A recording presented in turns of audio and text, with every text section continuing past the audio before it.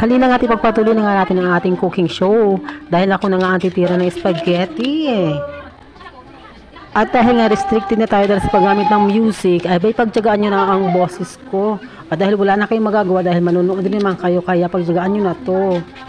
Naglalagay nga pala ako ng condensed sa spaghetti kasi ang gusto ko sa spaghetti ay yung medyo sweet. So, favorite ko kasi yung matamis, kaya ayan, halo-halo tayo.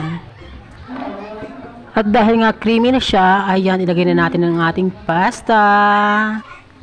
O ayan, isang palangganang pasta para sa iyo.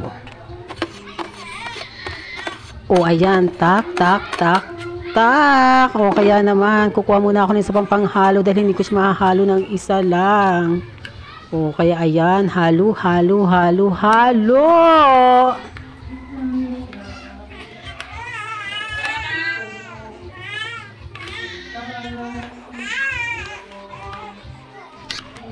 O ayan, narinig nyo.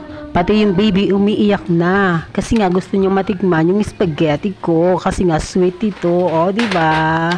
So yummy! Kaya mga mamshi dyan, kain-kain na tayo ng spaghetti. And bye-bye!